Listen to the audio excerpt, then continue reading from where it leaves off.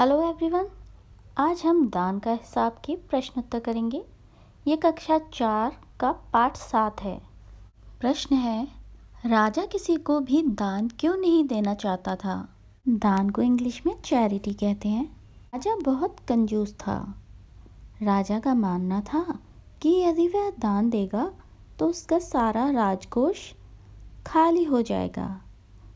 राजकोष वह होता है जैसे खजाना हो गया, जहाँ राजा अपना सारा धन और अपना सारा संपत्ति रखता था।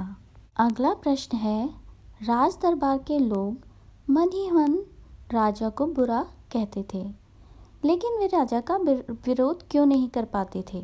सबको लगता तो था कि राजा अच्छा नहीं है, लेकिन सब उस राजा से कुछ नहीं कहते थे, मन ही मन उसको बुरा बोलते थे। बताना है ऐसा क्या कारण था कि लोग राजा को कुछ नहीं कहते थे लेकिन उसके बारे में बुरा सोचते थे।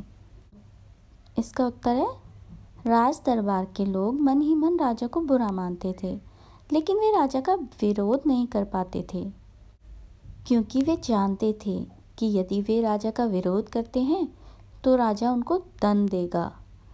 दंड से बचने के लिए वे राजा का विरोध नहीं करते थे। दंड को इंग्लिश में पनिशमेंट कहते हैं। अगला प्रश्न, राजसभा में सज्जन और विद्वान लोग क्यों नहीं जाते थे? उत्तर है, राजसभा में सज्जन और विद्वान लोगों का आदर सत्कार नहीं होता था, इसलिए वे राजसभा में नहीं जाते थे, क्योंकि उन लोगों को लगता था कि वहाँ पे हमारी रेस्पेक्ट नहीं होगी, वेलकम नहीं होगा, तो सज्जन और विद्वान लोग राजसभा में नहीं जाते थे। अगला प्रश्न है, सन्यासी ने सीधे सीधे शब्दों में भिक्षा क्यों नहीं मांग ली? जो सन्यासी था उसने सीधे सीधे राजा से ये क्यों नहीं कहा कि मुझे भिक्षा दे दो? उत्तर है, सन्यासी बहुत चतुर था। वह जानता था यदि वह सीधे सीधे शब्दों में भिक्षा मांगेगा तो राजा उसे इतनी बड़ी रकम नहीं देता। इसलिए सन्यासी ने ऐसे तरीके से भिक्षा मांगी कि राजा मूर्ख बन गया और उसने बड़ी रकम को मामूली समझकर भिक्षा देना स्वीकार कर लिया। राजा को सन्यासी के आगे गिड़गिड़ाने की ज़रूरत क्यों पड़ी? मतलब राजा ने सन्यासी से क्यों बार बार रिक्वेस्ट करी, किसके लिए? उत्तर है, राजा ने सन्यासी को भिक्षा देने का जो वचन दिया था, वचन के अनुसार उसके खजाने से 10 लाख रुपए निकल जाते और राजा दिवालिया हो जाता, यानी कि राजा के पास कुछ नहीं बचता। राजकोष को बचाने के लिए उसे सन्यासी के आगे गिड़गिड़ाने की ज़रूरत पड़ी। उसने सन्यासी से रिक्वेस्ट करी कि वह पैसे ना ले। अगला प्रश्न अंदाज अपना अपना से है। तुम नीचे दिए गए वाक्यों को किस तरह से कहोगे? नीचे कुछ वाक्य दिए गए हैं, उनको आपको अपने हिसाब से बताना है कि आप होते तो कैसे बोलते इनको। पहला, क, दान के वक्त उनकी मुट्ठी बंद हो जाती थी। उत्तर है, दान देते समय वह कंजूसी करता था। यहाँ मुट्ठी बंद होने का अर्थ है कंजूस से, कि वह देना नहीं चाहता। ख, हिसाब देखकर मंत्री का चेहरा फीका पड़ गया। उत्तर, हिसाब देखकर मंत्री परेशान हो गया। चेहरा फीके करने का मतलब हो गया यहाँ परेशान हो जाना। ग, सन्यासी की बात सुनकर सभी की जान में जान आई। उत्तर, सन्यासी की बात सुनकर सबको चैन की सांस आई। मतलब सब बहुत परेशान थे, लेकिन सन्यासी ने जब अपनी बात कही तो सबको चैन की सांस आ गई, मतलब सबकी परेशानी दूर हो गई। घ, लाखों रुपए राजकोष में मौजूद हैं, जैसे धन का सागर हो। उत्तर, राजकोष में लाखों रुपयों का धन का सागर लहरा रहा है। राजकोष में मतलब बहुत पैसे हैं, लाखों रुपए हैं। अगला प्रश्न साथ ही हाथ बढ़ाना से है। कभी कभी कुछ इलाकों में बारिश बिल्कुल भी नहीं होती। नदी नाले तालाब सब सूख जाते हैं। फसलों के लिए पानी नहीं मिलता। खेत सूख जाते हैं। पशु पक्षी जानवर लोग भूखे मरने लगते हैं। ऐसे समय में वहाँ रहने वाले लोगों को मदद की ज़रूरत होती है। तुम भी लोगों की मदद ज़रूर कर सकते हो। सोचकर बताओ, तुम अकाल में परेशान लोगों की मदद कैसे करोगे? आपको सोचकर लिखना है, अगर ऐसी परिस्थिति आपके सामने आती है तब आप लोगों की मदद किस प्रकार करेंगे? उत्तर: अकाल के समय लोगों की मदद करने के लिए हम अपनी कक्षा के प्रत्येक विद्यार्थी व पड़ोस से धन एकत्र करेंगे। इस तरह उस धन से हम लोगों तक भोजन, पानी, दवाइयाँ व अन्य आवश्यक सामग्री पहुँचाने का प्रयास करेंगे। इसका अर्थ है, हम इस तरह की परिस्थितियों के लिए पहले से धन एकत्र करके तैयारी कर सकते हैं और ऐसी परिस्थितियों के लिए पहले से तैयार हो सकते हैं। अगला प्रश्न, जिम्मेदारी अपनी अपनी से है। तुम्हारे विचार से राज दरबार में किसकी क्या क्या जिम्मेदारियां होंगी? आपको बताना है राज दरबार में जो शब्द आएंगे उनकी क्या क्या जिम्मेदारियां थीं। मंत्री: मंत्री पूरे राज्य की देखरेख करता है। राजा प्रत्येक मामले में मंत्री से सलाह करता है जिससे राजकाज अच्छी तरह से चलता रहे। मंत्री से सलाह करके ही राजा दूसरे कर्मचारियों को नियुक्त करता है। इसका मतलब मंत्री और राजा दोनों सलाह करके राज्य की अच्छाई के लिए, भलाई के लिए विचार विमर्श करते हैं। तो मंत्री का काम है पूरे राज्य की देखभाल करना और राजा को उसी हिसाब से सलाह देना। और कर्मचारियों की नियुक्ति में भी मंत्री का बड़ा ही योगदान होता है। भंडारी का कार्य राजा के खजाने की देखभाल करना होता है। वह राजकोष का सारा हिसाब किताब रखता है। राजा के आदेश पर वह लेन देन करता है, मतलब फाइनेंस का काम देखता है वो पूरा। अगला प्रश्न कर्ण जैसा दानी से है। सभी ने कहा, हमारे महाराज कर्ण जैसे ही दानी हैं। पता करो कि कर्ण कौन थे? उत्तर है, कर्ण कुंती व सूर्य के पुत्र थे। वह बहुत दानवीर थे। आप में से जिन लोगों ने महाभारत देखी है तो वह जानते होंगे कि कर्ण कौन है। अगला प्रश्न है, कर्ण जैसे दानी का क्या मतलब है? कर्ण जैसे दानी का मतलब है अपना सब कुछ दान में दे देना व किसी के मांगने पर कभी मना न करना। आपको पढ़कर समझ आ रहा होगा, कर्ण बहुत ही ज़्यादा दानी थे, तो वह सब कुछ दान देने के लिए तैयार हो गए थे। अगर आप लोग कर्ण के बारे में ज़्यादा जानना चाहते हैं तो महाभारत ज़रूर देखिए। दान क्या होता है?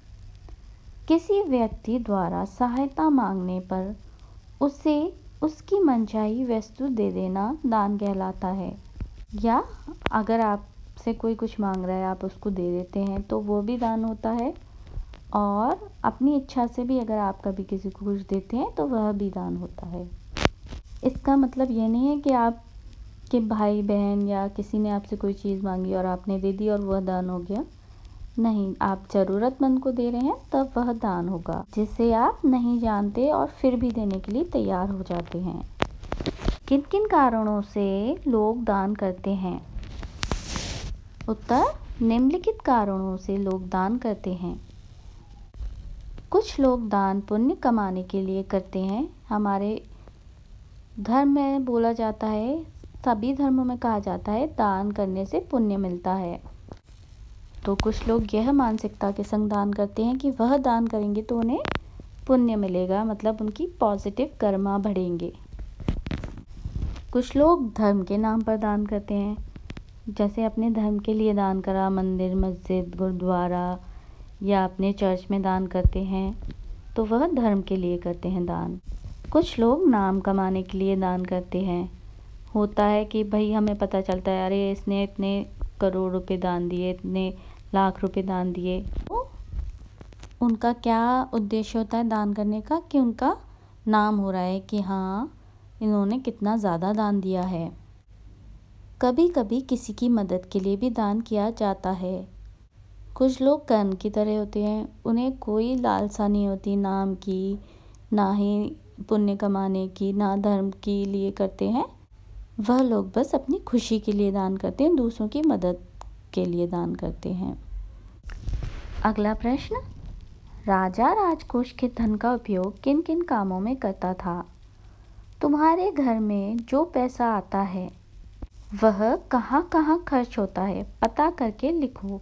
आपको लिखना है आपके घर में जो भी आपके पापा पैसे कमा कर लाते हैं या मम्मी लाती हैं, वह सारे पैसे कहाँ कहाँ खर्च होते हैं, इसके बारे में आपको उत्तर में लिखना है। तो पहले प्रश्न का उत्तर देख लेते हैं कि राजा का धन कहाँ कहाँ उपयोग होता था। राजा राजकोष का उपयोग निम्नलिखित कामों में किया करता था। पहला, राजकाज के कामों के लिए, मतलब राजकाज उसके राज्य के लिए, निजी उपयोग के लिए, अपने घर चलाने के लिए, महल के रखाव देखभाल के लिए और प्रजा के लिए भी वह राजकोष के धन का इस्तेमाल किया करता था। अब अगले प्रश्न का उत्तर, हमारे घर में जो पैसा आता है उसे हम अपनी ज़रूरतों को पूरा करने के लिए उपयोग करते हैं, जैसे भोजन, कपड़े, इंटरनेट, बिजली के बिल, मोबाइल, पढ़ाई लिखाई, पूजा पाठ, बीमारी, कहीं आना जाना, घर का रखरखाव इत्यादि कार्यों पर खर्च करते हैं। अगर आप लोगों के घर में इसके अलावा भी पैसे खर्च होते हैं तो आप अपने घर के बड़ों से बात कर उत्तर में वह भी लिखिएगा। अगला प्रश्न है, अकाल के समय लोग राजा से कौन कौन से काम करवाना चाहते थे? इसका उत्तर है, अकाल के समय लोग चाहते थे कि राजा राजकोष में से 10,000 रुपये दे दे ताकि वे दूसरे देश से अनाज खरीद कर खा सकें और अपनी जान बचा सकें। अगला प्रश्न है, तुम अपने स्कूल या इलाके में क्या क्या काम करवाना चाहते हो? उत्तर है, मैं चाहता हूँ या चाहती हूँ लिखेंगे कि मेरे स्कूल में खेल का मैदान हो और एक अच्छी कैंटीन हो। मेरे इलाके में एक बढ़िया सा पार्क हो जहाँ अच्छे झूले लगे हों। अगर आपका मन कुछ और भी चीज़ों के लिए करता है तो आप वह भी लिख सकते हैं इसके उत्तर में। अगला प्रश्न कैसा राजा से है? प्रश्न है, राजा किसी को दान देना पसंद नहीं करता था। तुम्हारे विचार से राजा सही था या गलत? अपने उत्तर का कारण भी बताओ। उत्तर है, मेरे विचार से राजा गलत था क्योंकि मुसीबत के समय वह किसी की मदद नहीं करता था। वह राजकोष का उपयोग अपनी निजी ज़रूरतों के लिए करता था, मतलब पर्सनल जो भी उसकी रिक्वायरमेंट होती थी उसके लिए। अगला प्रश्न, राजा दान देने के अलावा और किन किन तरीकों से लोगों की सहायता कर सकता था? उत्तर, राजा अनेक तरीकों से लोगों की मदद कर सकता था। भंडार से अनाज बंटवा सकता था, नए कुएं और नहर का निर्माण कर सकता था ताकि लोग पानी पी सकें। इससे लोगों को काम भी मिल जाता और भविष्य में भी अकाल की मार से बचा जा सकता था। अगला प्रश्न है, पूर्व और पूर्व। पूर्वी सीमा के लोग भूखे प्यासे मरने लगे। पूर्व शब्द के दो अर्थ हैं। पूर्व एक दिशा के लिए, पूर्व यानी कि पहले। नीचे ऐसे ही कुछ शब्द और दिए गए हैं जिनके दो दो अर्थ हैं। इनका प्रयोग करते हुए दो दो वाक्य बनाओ। आपको दो दो वाक्य बनाने हैं जिससे एक ही शब्द के दो अर्थ निकल रहे हो, उनका हमें भेद पता चल सके। उत्तर है जल। गर्म पानी गिरने से उसका हाथ जल गया। इस वाक्य में जल का अर्थ क्या निकल रहा है? कुछ जल जाना या बर्न हो जाना, उसका हाथ बर्न हो गया। दूसरा वाक्य क्या है जल का? समुद्र में चारों ओर जल ही जल था, जल है। इसका अर्थ, जहाँ जल का अर्थ पानी है। मन। पहला वाक्य, मेरे भाई के आने की खबर सुनकर मेरा मन खुश हो गया। दूसरा वाक्य, बाजार से 4 मन गेहूँ ले आओ। यहाँ मन एक क्वांटिटी बता रहा है, जैसे केजी होता है वैसे हिंदी में एक मन होता है, जो कि एक वेट मेज़र करने की एक यूनिट है हिंदी की। अगला शब्द है मगर। पहला वाक्य है, इस नदी के पानी में बहुत सारे मगर हैं। मगर यानी मगरमच्छ से है यहाँ अर्थ। दूसरा वाक्य है, हमने खेल जीतने के लिए बहुत मेहनत की मगर जीत ना सके। इस वाक्य में मगर को लेकिन के अर्थ के हिसाब से यूज़ किया है, इंग्लिश में कहेंगे तो बट। अगला प्रश्न है, नीचे 4 दिशाओं के नाम लिखे हैं। तुम्हारे घर और स्कूल के आसपास इन दिशाओं में क्या क्या है, तालिका भरो। नीचे एक टेबल दी गई है, आपको लिखना है पूर्व, पश्चिम, उत्तर, दक्षिण दिशाओं में आपके घर और स्कूल के पास कौन सी जगह हैं। उत्तर देखते हैं। वैसे तो ये आपको खुद करना है, पर मैंने कुछ उत्तर लिखे हैं। आप चाहें तो ये भी लिख सकते हैं, नहीं तो आपके आसपास जो है वही लिखिएगा। इसे देखकर आप अपनी तालिका भर सकते हैं।